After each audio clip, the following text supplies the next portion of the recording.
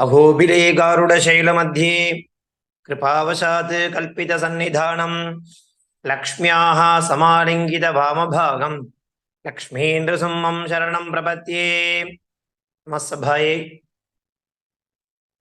சம்ஸ்கிருதம் அப்படின்னா என்ன அப்படின்னு பார்த்தீங்கன்னாக்கா, சம்ஸ்கிருதத்துக்கு நிறைய டெஃபினேஷன்ஸ் கொடுக்குறா. சம்யக்கிருதம் சம்ஸ்கிருதம் அப்படிங்கிறது அதனுடைய விரிவாக்கம். அப்படின்னா என்ன? சம்யக்கு அப்படின்னா நன்றாக, கிருதம் அப்படின்னா செய்யப்பட்டது, did well or quite well, நன்றாக செய்யப்பட்டது. உடனே ஒரு கேள்வி எழும், என்ன அப்படின்னாக்கா, நன்றாக செய்யப்பட்டது அப்படின்னா எது அப்படிங்கிற ஒரு கேள்வி கேட்பா. ஞானம் அபிவிருத்தி ஆகணும் அப்படின்னாக்கா நம்ம கேள்வி அப்படிங்கறத கேட்டுட்டே இருக்கணும். அந்த கேள்வி அப்படிங்கிறது சம்ஸ்கிருத பிரஷ்னம் அப்படின்னு பேரு. அதுக்கு பதில் உத்தரம் அப்படின்னு சொல்லுவா. அதுக்காக நம்ம கேட்கக்கூடிய கேள்விகள் எப்படி இருக்கணும் அப்படின்னாக்கா அர்த்தவத்தா இருக்கணும். அர்த்தவத்துனா என்ன? பயனுள்ளதாக இருக்கணும். பயன் இல்லாத கேள்வியெல்லாம் கேட்கக்கூடாது. நமக்கு ஒரு சம்சயம் தோன்றது அப்படின்னா குருவின் இடத்துல கேட்கணும். அப்படி கேட்கக்கூடிய விஷயமானது சரியானதா அப்படிங்கிறத நம்ம முதல்ல யோசிக்கணும். அதுதான் முக்கியமான ஒரு விஷயம். கேள்வி கேட்கணும் அப்படிங்கிறதுக்காகவே இஷ்டத்துக்கும் கேட்கக்கூடாது, அது தப்பு. நம்ம கேள்வி கேட்கறதுக்கு பிரசக்தி இருக்கணும் அங்க, அப்பதான் அது சரியானதாக அமையும் அப்படிங்கிறது அந்த காலத்துல தொன்று தொட்டு வரக்கூடிய ஒரு வழக்கம். அப்படி ஒரு சிஷ்யனுக்கு ஏற்படக்கூடிய அந்த சம்சயத்தை குருவானவர் போக்கி கொடுப்பார். யார் அந்த குரு? அஜ்ஞான திமிராந்தஸ்ய ஞானாஞ்சன சலாகயா சக்ஷுஹு உன்மீலிதம் ஏன தஸ்மை ஸ்ரீ குரவே நமஹா அப்படிங்கிறது. அஜ்ஞானம் அப்படின்னா இருட்டு. ஞானம்னா நாலேஜ், நமக்கு தெரியும். அஜ்ஞானம் அப்படின்னாக்கா இருட்டு. அஜ்ஞானம்னா என்னது? ஞானம் இல்லாத தன்மை. அஜ்ஞானம் அப்படிங்கிறது திமிராந்தஸ்ய, அந்தகாரஹான்னா என்ன? டார்க்னஸ். அந்த டார்க்னஸ் என்ன பண்ணுவாருனாக்கா ஆசிரியர் ஞானாஞ்சன சலாகையா, ஞானம் அப்படிங்கறத கொடுப்பார். எப்படி? ஒருத்தன் தன்னுடைய கண்களை இறுக்கமா மூடிக்கிறான். தன்னுடைய கண்களை இறுக்கமாக மூடிட்டான்னா அவனுக்கு இந்த லோகத்துல இருக்கக்கூடிய வஸ்துக்கெல்லாம் தெரியாமையே போயிடும். நான் சொல்றது விஷன். அப்ப என்ன பண்ணணும்? அந்த கண்களை மெல்ல திறக்கணும். மூடின்னு இருக்கக்கூடிய அந்த கண்களை, இமைகளை மெல்ல மெல்ல மெல்ல திறந்து விடணும். அது எப்படி பயன்படுத்துற? ஷலாக்கா. ஷலாக்கான ஒரு சின்ன ஸ்டிக், ஒரு குச்சி. அதை வச்சு என்ன பண்றான்னா அவனுடைய கண்களை ஓபன் பண்ணி விடுறார். சக்ஷுஹு உன்மீலிதம் ஏன, அந்த கண்களானது எவர் ஒருவரால் திறக்கப்படுகிறதோ தஸ்மை ஸ்ரீ குரவே நமஹா, அப்பேற்பட்ட குருவிற்கு என்னுடைய நமஸ்காரங்கள்னு சொல்ற அந்த சம்ஸ்கிருத ஸ்லோகத்துல. அஜ்ஞான திமிராந்தஸ்ய ஞானாஞ்சன சலாகயா சக்ஷுஹு உன்மீலிதம் ஏன தஸ்மை ஸ்ரீ குரவே நமஹா அப்படிங்கிற மாதிரி ஒரு ஸ்லோகம். முதல்ல குருவந்தனம் அப்படிங்கிறது ரொம்ப ரொம்ப முக்கியம். ஏன்னா குருன்றவர் யாருனாக்கா நமக்கு மார்க்கதர்ஷி, நல்ல வழிய சன்மார்க்கத்தை காண்பிச்சு கொடுக்கக்கூடியவர் தான் குரு. நம்மளே சுயமா நமக்கு தேவையான விஷயங்களை தெரிஞ்சுக்கவே முடியாது. நமக்கு என்ன வேணும் அப்படின்னாக்கா குரு அப்படிங்கிற ஒரு நபர் தேவைப்படுறார். அதனால அவர் எப்பேற்பட்டவர் தெரியுமா? ஆசிரியர். அவருக்கு தமிழ்ல இருள் நீக்கி அப்படிங்கிற ஒரு பேரும் கொடுக்குறார். இப்போ இங்க மறுபடியும் ஒரு சம்சயம் வருது. குருனா யாரு? எல்லாருமே குருவா அப்படின்னா பாருங்கோ, நம்ம இந்த லோகத்துல பிறந்ததுல இருந்து நமக்கு கண்டிப்பா ஒருத்தருடைய உதவி தேவைப்பட்டுதான் இருக்கு, ஒரு ஞானம் தேவைப்பட்டுதான் இருக்கு. நம்ம வாழ்க்கைக்கு தேவையான ஞானத்தை தரக்கூடியவர் அனைவருமே குரு தான். முதல்ல அப்படி பார்த்தோன்னா சாட்சாத் நம்முடைய முதல் குரு யாருன்னா நம்முடைய அம்மா தான், மாதா. அந்த மாதாவானவள் தான் முதல்ல நமக்கு குருவாக இருந்துட்டு இருக்கா. லோகத்துக்கு வந்த உடனே நம்முடைய முதல் குரு யாருனாக்கா நம்ம சாட்சாத் நம்ம அம்மா, மாதா, ஜனனி. அதுக்கப்புறம் நம்முடைய பிதா, அப்பா, அவர் ஒரு குருவா இருந்துட்டு இருக்கார். ஏன்னா இவெல்லாம் முதல்ல நமக்கு வந்து பார்த்தோம்னா நம்ம இந்த பாடசாலா, பள்ளிக்கூடம், ஸ்கூல் அப்படிங்கிற விஷயத்துக்கு போற வரைக்கும் நம்ம கூடவே இருந்து நமக்கு தேவையான விஷயங்கள்லாம் கத்துக் கொடுத்துட்டு இருக்கா இல்லையா? அப்ப அவெல்லாம் முதல்ல நம்மளுடைய குரு தான். எப்பேற்பட்டவா? நம்மளுடைய அஞ்ஞானம் என்கிற இருளை போக்கக்கூடியவர் யாராக இருந்தாலும் அவ நம்முடைய குரு. ஏன்னா இந்த லோகத்தை நம்ம ஏதோ சொல்லுவா இல்லையா, கற்றது கையளவு கல்லாதது உலகளவு. நமக்கு தெரிஞ்சது நம்ம நினைச்சுட்டு இருக்கோம், நமக்கு எல்லாமே தெரியும் அப்படின்னு நாம நினைச்சுட்டு இருக்கோம். அது தப்பு, அது முட்டாள்தனம். நமக்கு தெரிஞ்சது கொஞ்சம்தான், நம்ம தெரிஞ்சுக்க வேண்டியது நிறைய இருக்கு. அப்ப அந்த தெரிஞ்சுக்க வேண்டிய விஷயத்த நாம தேடும் பொழுது நமக்கு யாரெல்லாம் நமக்கு அதை சொல்லி கொடுக்குறாளோ அவ எல்லாருமே நம்முடைய குரு தான். அதனால அஜ்ஞான திமிராந்தஸ்ய ஞானாஞ்சன ஷலாகையா, ஷலாகனா ஒரு சின்ன குச்சி, இறுக்கமாக மூடிக்கிற கண்ணை ஒரு சின்ன குச்சியின் மூலமாக அந்த இமைகளை திறந்து நம்ம கண்ணுக்கு அனைத்தையும் புலப்படும்படி செய்யக்கூடியவர்கள் அனைவருமே நம்மளுடைய குரு தான். அதனால இவாதான் குரு அவாதான் குரு அப்படிலாம் இல்லை. நம்ம அஜ்ஞானம்ங்கிற அந்த இருளை போக்கக்கூடிய எல்லாருமே நம்மளுடைய குரு தான். அப்படி பார்த்தா நம்ம முதல் குரு அம்மா, அப்பா, அவெல்லாம் நம்மளோட முதல் குரு. அப்படி நம்ம சம்பிரதாயத்துல நம்ம ஒரு விஷயத்தை தெரிஞ்சுக்கணும்னாக்கா நமக்கு அந்த குரு அப்படிங்கிறவர் தேவைப்படுறார். அவர் யாரு? மார்கதர்ஷி, சன்மார்க்கங்களை காண்பிச்சு கொடுக்கக்கூடியவர். எல்லாருமே குரு தான்.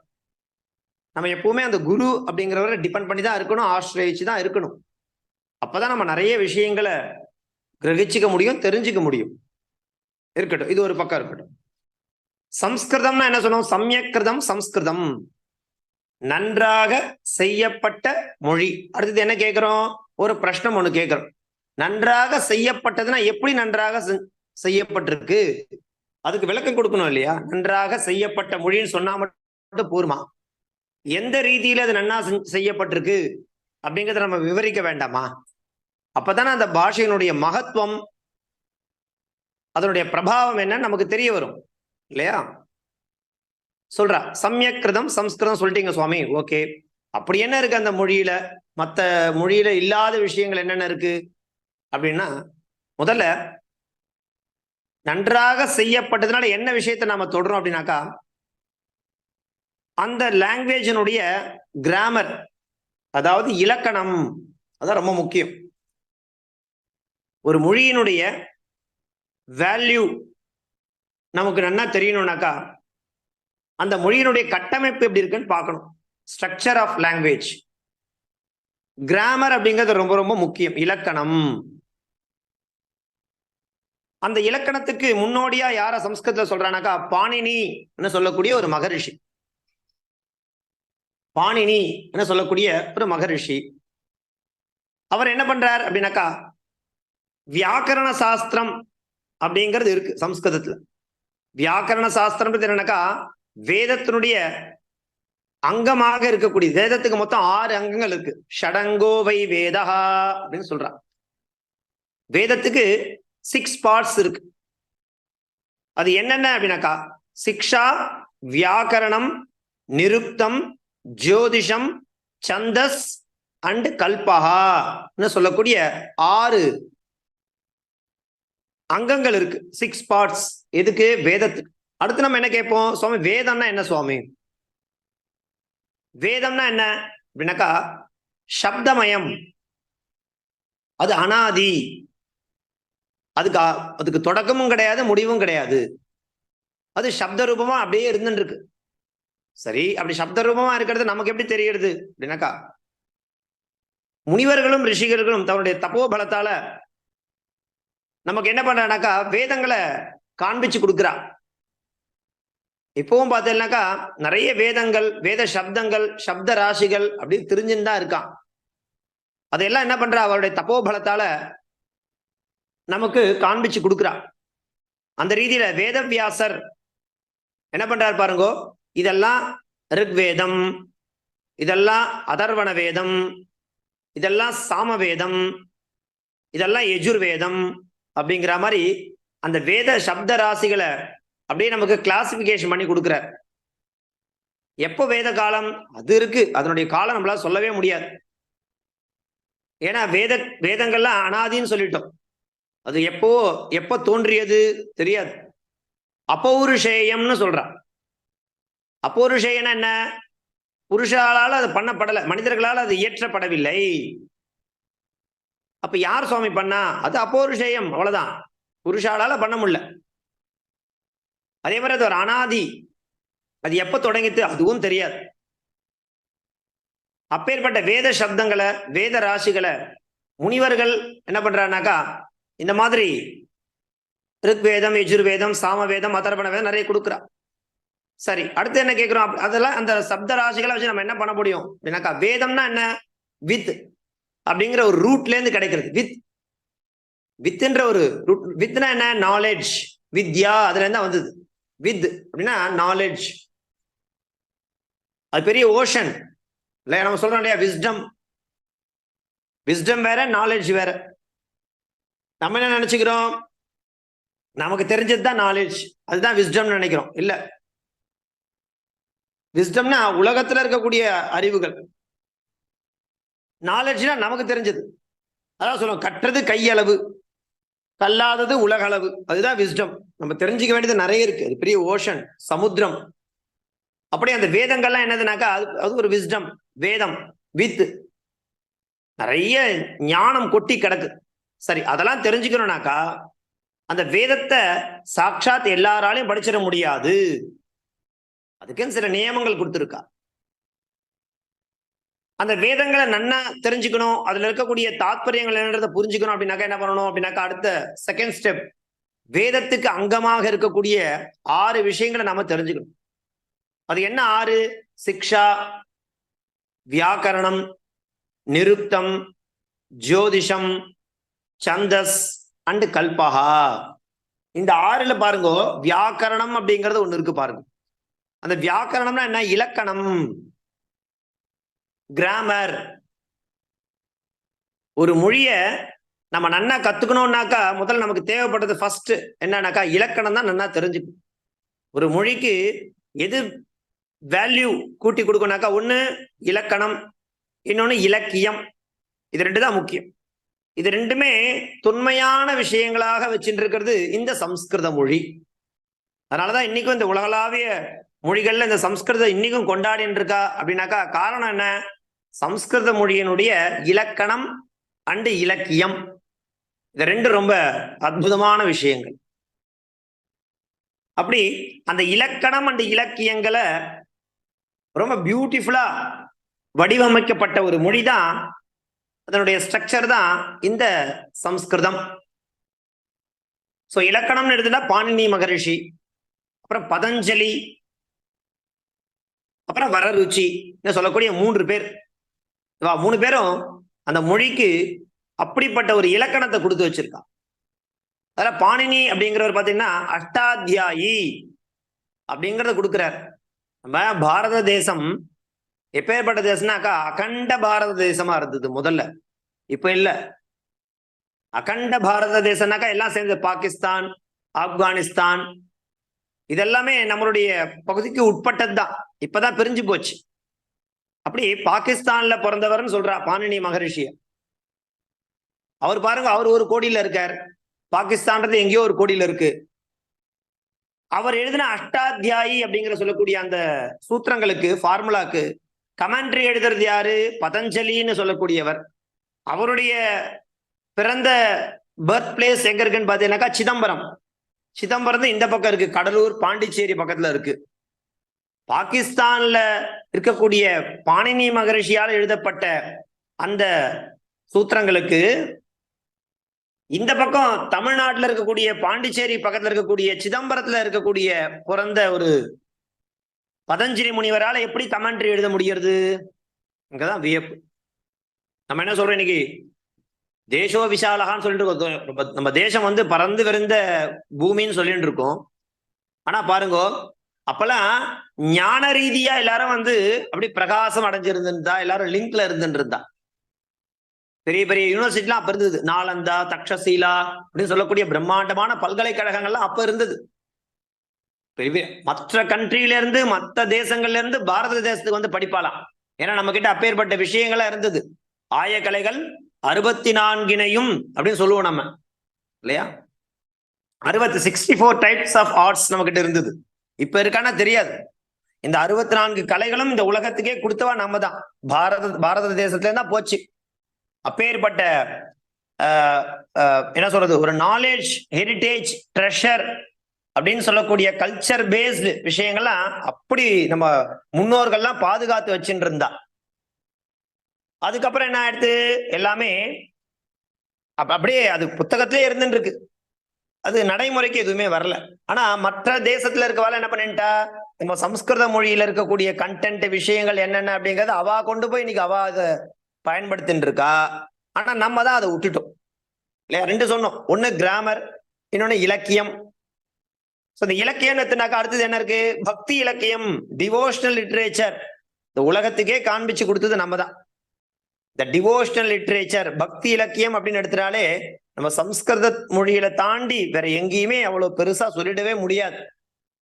அப்பேற்பட்ட ஒரு பியூட்டிஃபுல்லான ஒரு பக்தி இலக்கியங்கள், டிவோஷனல் லிட்ரேச்சர் எங்க இருக்குனாக்கா நம்ம சம்ஸ்கிருத மொழியில தான் இருக்கு. இந்த பாரத தேசத்துக்கே முன்னோடியா இருந்திருக்கு. பெரிய பெரிய மனுஷாலா இருந்திருக்கா. பாஸ்கராச்சாரியார், ஆரியபட்டகா, வல முன்னையே பார்த்தேன்னாக்கா இந்த ஜோதிஷ சாஸ்திரம், கணித சாஸ்திரம், பீஜ கணிதம், இந்த மாதிரி பல விஷயங்கள் அவெல்லாம் கொடுத்துட்டா. இன்னைக்கு வந்து இப்ப வேணா சொல்லிக்கலாம், நான் வந்து சந்திராயனுக்கு ராக்கெட் விட்டேன், ஆதித்யா சூரியனுக்கு நான் வந்து ராக்கெட் விட்டு இருக்கேன், எல்லாம் சொல்லிட்டு இருக்கலாம். ஆனா நம்ம பாருங்க, பஞ்சாங்கம் அப்படிங்கிற விஷயத்த பல ஆயிரம் வருடங்களுக்கு முன்னாடியே நமக்கு கணிச்சிட்டோம். அது மட்டும் இல்ல, இன்னும் பல ஆயிரம் ஆண்டுகளுக்கு அப்புறம் வரக்கூடிய விஷயங்களை கூட நம்மால எப்போ சந்திர கிரகணம் வரப்போறது, எப்போ சூரிய கிரகணம் வரப்போறது, இன்னும் நான் சொல்றது 1000, 2000, 3000 இயருக்கு அப்புறமா வரக்கூடிய நாட்களை கூட நம்மால பண்ண முடியும். அப்படின்னாக்கா நம்ம கிட்ட இருக்கக்கூடிய பஞ்சாங்கம், அதுவே இன்னைக்கு தெரிஞ்சுக்கிறதுக்கு யாருமே இல்லை. முதல்ல பஞ்சாங்கம்னா என்னன்னு யாருக்கும் தெரியல. 5 அங்கங்களை உள்ளடக்கியது. திதி, வார, நட்சத்திர, யோக, கரணம்னு சொல்லுவா. முதல்ல திதினா என்னன்னு தெரியாது, வாரம்னா தெரியாது, 27 நட்சத்திரங்களோட பேர் தெரியாது, யோகம்னா என்னன்னு தெரியாது, கரணம்னா என்னன்னு தெரியாது. ஆனா நம்ம என்ன சொல்லிட்டு இருக்கோம், டேட் அப்படின்னா நம்ம என்ன பண்றோம், அந்த இன்னைக்கு டேட் என்ன அப்படின்னாக்கா உடனே நம்ம சொல்லிடுவோம் 3, அப்புறம் ஏப்ரல்னா 4, 4th month, இயர்னாக்கா 2024. அவ்வளவு. இது என்ன என்ன இயர் இது? அப்ப 2024க்கு முன்னாடி இயரே கிடையாதா? வருஷமே இல்லையா? அப்பெல்லாம் யாரும் வாழவே இல்லையா? அப்ப நாட்கள் அவெல்லாம் வந்து கணிக்கவே இல்லையா? அப்படின்னா அங்கதான் நமக்கு ஒரு பெரிய கேள்வியே வருது. அடுத்த ஜெனரேஷன் நம்ம கொடுக்க வேண்டிய விஷயம் அதுதான். இப்படிய ட்ரெடிஷ்னல் கல்ச்சர், ஹெரிட்டேஜ் அந்த மாதிரி சார்ந்து இருக்கக்கூடிய நம்ம பாஷைய நம்ம என்ன பண்றோம் அப்படின்னாக்கா அது டெட் லாங்குவேஜ், அது போயிடுத்து அப்படின்ற மாதிரி சொல்லிக்கிறோம். அது நம்ம வந்து ஒரு ரீசன் வேணா சொல்லலாம். அந்த லாங்குவேஜை நம்ம வந்து தெரிஞ்சுக்காததுக்கு நிறைய ரீசன் சொல்லலாம் வேண்டான்னா. ஆனா வேணும்னு போது நம்ம கிட்ட ஒரு ரீசன் கூட நம்ம சொல்றதுக்கு நம்ம கிட்ட பிளஸ் பாயிண்டே இல்லாத மாதிரி ஆகிப்போச்சு, இல்லையா? இந்த உலகத்துக்கே ஆக்கப்பூர்வமான கல்வி சொன்னாலே 64 கலைகள் எங்க இருக்கு? சம்ஸ்கிருதத்துல தான் இருக்கு. அந்த சம்ஸ்கிருத மொழியை விட்டாக்கா நமக்கு கிடையாது. ஜீவனம், ஜீவனே அதுதான். எல்லாமே எந்த மொழியான எடுத்துக்கோ, இங்கிலீஷ் எடுத்துனேல அதனுடைய லிட்ரேச்சர் என்ன, எவ்வளவு வருஷத்துக்கு முன்னாடி போக முடியும்? இல்ல அதுல நீங்க என்ன படிப்பேல்? இல்ல இல்லையா? அது மாதிரி நிறைய சொல்லிட்டே போலாம். சோ இந்த சம்ஸ்கிருத மொழி அதனுடைய மகத்துவம், முதல்ல அது என்ன, அதுல என்ன இருக்கு அப்படிங்கறது தெரிஞ்சுட்டு அதுல இருக்கக்கூடிய விஷயங்கள் நம் முன்னோர்கள் நமக்கு எப்படி பாதுகாத்து கொடுத்தா, பல கல்வெட்டுகளா எழுதி வச்சிருக்கா, பல ஓலைச்சுவடிகளா எழுதி வச்சிருக்கா. எப்படிலாம் அப்பெல்லாம் பாத்தீங்கன்னா எழுதுறதுக்கு வசதியே இல்லை. ஆனா இருந்தாலும் அப்பாவா பரிசிரமப்பட்ட மாதிரி இப்ப நம்ம பரிசிரமப்படுறதே இல்லை. அதனாலதான் அந்த சம்ஸ்கிருத மொழியாகட்டும் அல்லது சம்ஸ்கிருத மொழியில இருக்கக்கூடிய அந்த விஷயங்களாகட்டும் டே பை டே க்ஷீணமாயிண்டே வருதுன்னா என்ன காரணம்? இதுதான் காரணம். நம்ம நாலேஜ ட்ரெஷரை ஹெரிட்டேஜ் அடுத்த ஜெனரேஷனுக்கு கொண்டு போய் சேர்க்கணும்னா முதல்ல நாம திருடப்படுத்தணும். அவ எப்படி பண்ணி கொடுத்துருக்கா? நமக்கு கல்லுல எழுதி வச்சிருக்கா, ஓலைச்சுவடியில எழுதி வச்சிருக்கா. எவ்வளவு கஷ்டம். இன்னைக்கு நம்ம டெக்னாலஜின்னு சொல்லிட்டு இருக்கோம் இல்லையா? ஆனா இந்த டெக்னாலஜி இன்னைக்கு நம்ம யூஸ் பண்ற கம்ப்யூட்டருக்கு சூட்டபிளான லாங்குவேஜ் சம்ஸ்கிருத மொழி தான். எப்படி சுவாமி சொல்ல முடியும் அப்படின்னாக்கா, அதுல இருக்கக்கூடிய சூத்திரங்கள் அப்படி, ஃபார்முலாஸ் அப்படி. பாணினியுடைய அஷ்டாத்தியாயில இருக்கக்கூடிய சூத்திரங்களை நீங்க வந்து எடுத்து பார்த்தேன்னா உங்களுக்கு தெரியும் என்ன அப்படின்னாக்கா, அவர் அமைச்சிருக்க அந்த சூத்திரங்கள் இன்னைக்கு நம்ம கம்ப்யூட்டருக்கு எவ்வளவு லாங்குவேஜ் யூஸ் பண்றா. என்னென்ன யூஸ் பண்றா? பைத்தான் இல்லையா? பைத்தான்ற மாதிரி சொல்றா இன்னைக்கு லேட்டஸ்ட் ஸ்டாண்டர்ட்ல இருக்கக்கூடிய லாங்குவேஜ் கம்ப்யூட்டருக்கு. ஆனா இந்த கம்ப்யூட்டருக்கு சூட்டபிளான லாங்குவேஜ்னாக்கா சம்ஸ்கிருதத்துல இருக்கக்கூடிய ஃபார்முலாஸ் நம்ம பயன்படுத்தணும்னாக்கா அது ரொம்ப பியூட்டிஃபுல்லா இருக்குன்னு இன்னைக்கு நான் சொல்லல. இந்தியன் இன்ஸ்டிடியூட் ஆஃப் இன்ஃபர்மேஷன் டெக்னாலஜில எல்லாருமே தேர் டூயிங் ரிசர்ச் நிறைய பண்ணிட்டு இருக்கா. பெங்களூர்ல பண்றா, ஹைதராபாத்ல பண்றா, மும்பைல பண்றா, கல்கத்தால பண்றா. ஏன் இது வந்து நம்ம பாரத தேசத்துல பண்ணக்கூடிய விஷயங்கள். ஈவன் நீங்க அதர் இதன்னு எடுத்துட்டேன்னா ஜெர்மன், பிரான்ஸ் இந்த மாதிரி இடத்துல வந்து பாத்தீங்கன்னா இன்னைக்கு வந்து இந்த மொழியை தான் அவ வந்து கொண்டாடின்னு இருக்கா. ஆனா ஏன் அவளால முடியலனாக்கா, காரணம் இந்த மொழியை வந்து நன்னா உள்வாங்கிக்கிற கெப்பாசிட்டி யாருக்கு இருக்குனாக்கா நம்ம பாரத தேசத்துல இருந்து இருந்தவாளுக்கு தான் இருக்கும். அது உணர்வுபூர்வமா நம்மளால உணர முடியும். அப்படிப்பட்ட ஒரு பியூட்டிஃபுல்லான லாங்குவேஜ் இந்த லாங்குவேஜ். இது இன்னும் இதனுடைய விஞ்ஞான ரீதியா எவ்வளவு இருக்கு.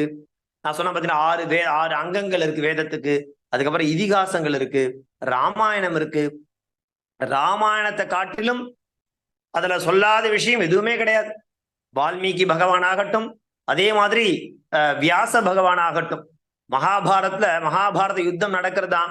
அந்த மகாபாரத யுத்தத்துல பார்த்தீங்கன்னா நிறைய போர்ல நிறைய பேருடைய கண்ணு போறது, கால் போறது, மூக்கு போறது, கை போறது, எல்லாத்தையும் பார்த்தீங்கன்னா அனாயாசமா சுஸ்ருத சரக்கான்னு சொல்லக்கூடியவாள் என்ன பண்றா, சுஸ்ருத சம்மிதா, சரக்க சம்மிதான்னு மெடிசன் சம்பந்தப்பட்ட, அதாவது சர்ஜிக்கல், அவளை மாதிரி சொல்றதுக்கு யாருமே கிடையாது. இன்னைக்கு எவ்வளவு பெரிய எம்பிபிஎஸ் படிக்கட்டும், அதெல்லாம் அந்த சரக்க சம்மிதாவுக்கும் சுஸ்ருத சம்மிதாவுக்கும் அடிச்சுக்கிறதே கிடையாது. அப்பெல்லாம் பாருங்க அசால்ட்டா அவெல்லாம் பண்ணிட்டா. பாரத போர்ல கண்ணு இல்லையா, ஒருத்த இறந்து போயிட்டானா அவன் கண்ணு தூக்கி அவனுக்கு வைக்கிறது.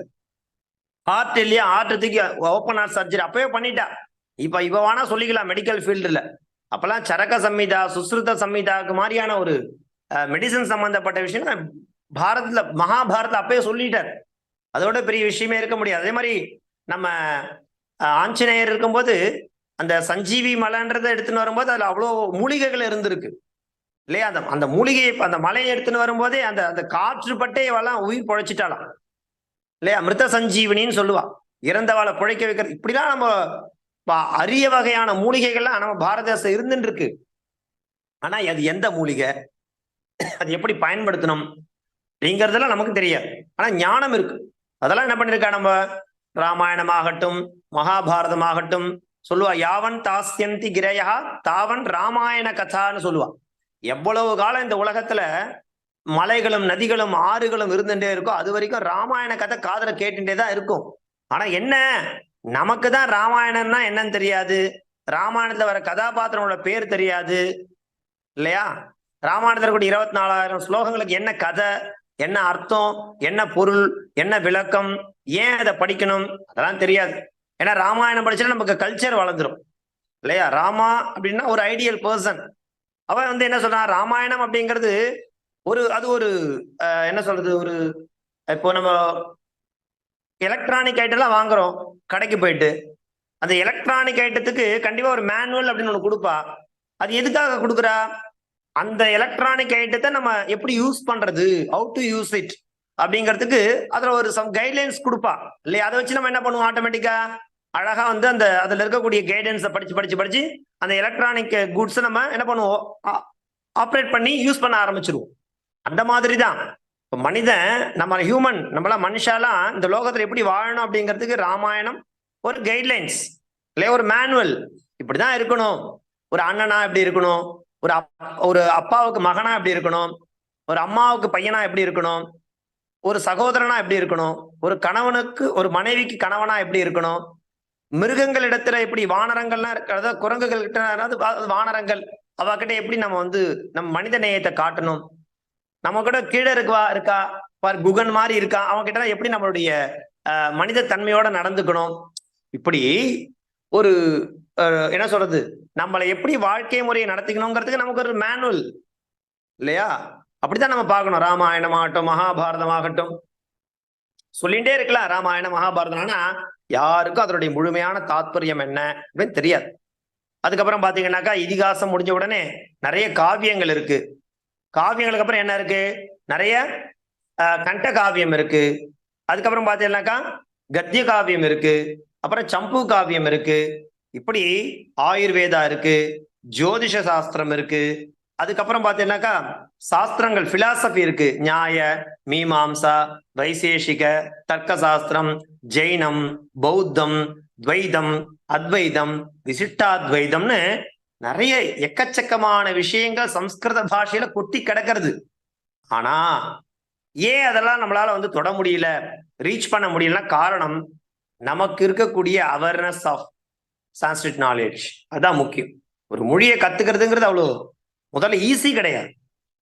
ஆனா இன்ட்ரெஸ்ட் இருந்ததுன்னா அந்த பாஷையை நம்ம சுலபமா எட்டி பிடிச்சிடலாம்.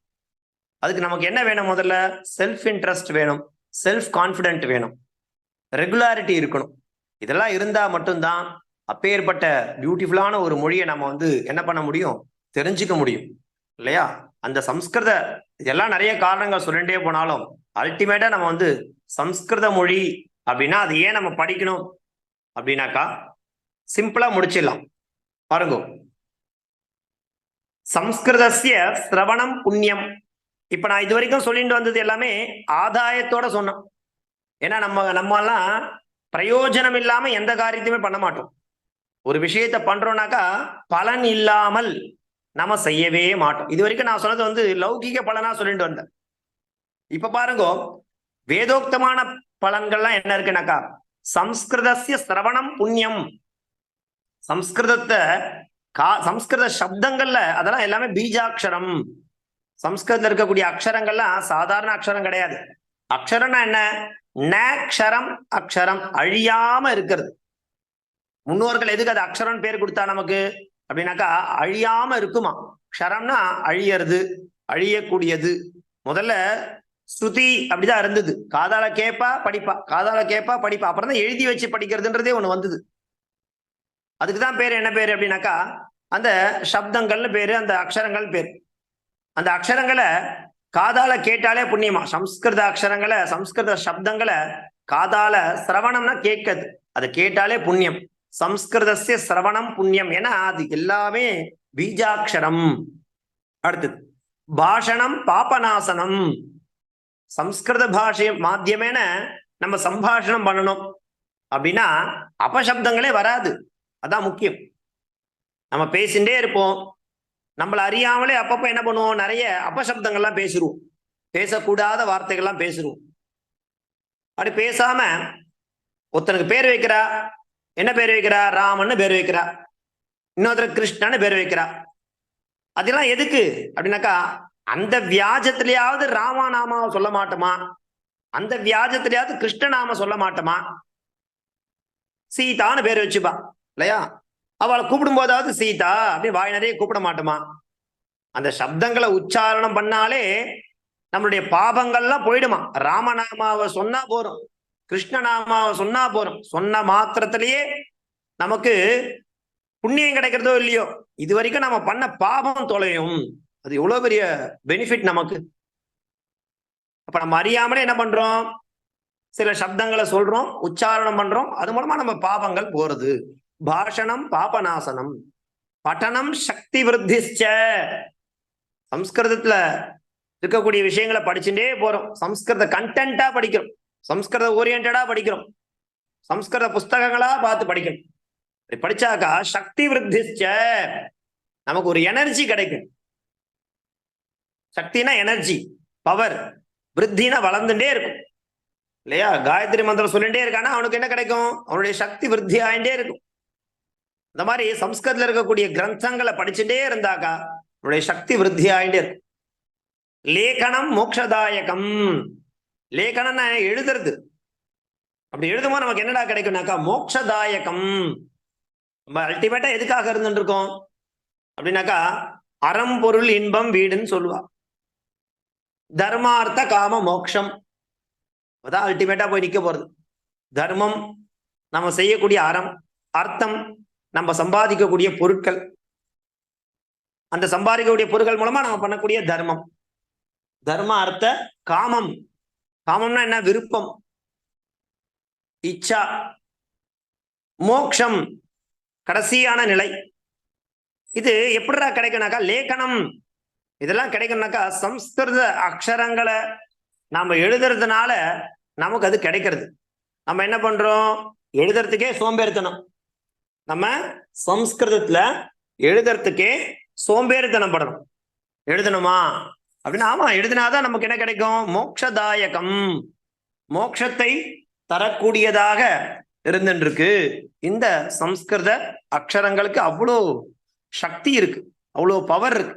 சம்ஸ்கிருதஸ்ய சிரவணம் புண்ணியம், பாஷணம் பாபநாசனம், பட்டனம் சக்தி விருத்திச்ச, லேகனம் மோக்ஷதாயகம் சொல்லக்கூடிய இதுல என்னன்னாக்கா, இப்ப நம்ம பார்த்துன்றதுக்கு பல ஸ்ருதினே சொல்லலாம். சம்ஸ்கிருதம் படிச்சா எனக்கு என்ன கிடைக்கும் அப்படின்னா அதுக்குண்டான பலன்கள். ஏன்னா பிரயோஜனம் உத்திஸ்ய நமந்தோபி பிரவர்த்ததேன்னு சொல்லுவான். எந்த காரியத்தை நம்ம பண்றோம் அப்படின்னாக்கா, ஒரு முட்டாளா இருக்க கூட பலன் இல்லைன்னா அந்த வேலையை செய்யவே மாட்டான். அதான் ரியாலிட்டி. அப்படி ஒரு அற்புதமான ஒரு மொழி, பியூட்டிஃபுல்லான ஒரு லாங்குவேஜ். அதுக்கு நிறைய பேர் கொடுக்குறா. தேவ பாஷா, சம்ஸ்கிருத பாஷா அப்படின்னு நிறைய சொல்றா. ஆனா இந்த மொழி அப்படிங்கிறது நம்ம இது அழியலாம் இல்லை. இது டெட் லாங்குவேஜ் எல்லாம் கிடையவே கிடையாது. அந்த மொழியை படிக்கிற அளவுக்கு இன்னைக்கு யாருக்கிட்டையும் கேப்பபிலிட்டி இல்லை அப்படி சொல்லலாம். எல்லாருக்கும் இந்த மொழியை பார்த்தாலே பயம். ஏன் பயம்னாக்கா, நான் சொன்னேன் இல்லையா, மற்ற மொழிகளை எப்படி வேணாலும் பேசலாம், எப்படி வேணாலும் எழுதலாம், என்ன வேணாலும் பண்ணலாம், அதுக்கெல்லாம் எக்ஸம்ஷன் உண்டு. ஆனா சம்ஸ்கிருத பாஷைய சரியா உச்சரிக்கணும், சரியா எழுதணும், சரியா படிக்கணும். அதனால அதுக்கு சம்யக்ருதம் சம்ஸ்கிருதம் அப்படிங்கிற மாதிரியான ஒரு பேரை கொடுத்துருக்கா. அதுல நிறைய கிரந்தங்கள் இருக்கு இல்லையா. படிக்கணும் அப்படின்னாக்கா நம்ம ஆயுள் போராது. சம்ஸ்கிருதத்துல இருக்கக்கூடிய கிரந்தங்களை சாரத்தை தெரிஞ்சுக்கணும்னா கூட நமக்கு ஆயுள் போராது. அவ்வளோ பியூட்டிஃபுல்லான கண்டென்ட் நிறைய இருந்துட்டு இருக்கு. என்னன்னாக்கா, இதெல்லாம் தாண்டி சம்ஸ்கிருதம் படிச்சா நமக்கு ஒரு செல்ஃப் சாட்டிஸ்பாக்சன்றது கிடைக்கும். ஆத்ம திருப்தி வேற எங்கேயுமே கிடைக்காது. நீங்க எங்க போனாலும் சரி, ஆத்ம திருப்தி அப்படின்னாக்கா அது எங்க கிடைக்கும்னாக்கா சம்ஸ்கிருத மொழியில தான் கிடைக்கும். அப்பேற்பட்ட ஒரு பியூட்டிஃபுல்லான லாங்குவேஜ் இந்த லாங்குவேஜ். அதை தான் நம்ம இப்போ கத்துக்க ஆரம்பிச்சிருக்கோம். பரவாயில்ல. எனக்கு இன்னொரு விஷயம் தெரியணும்.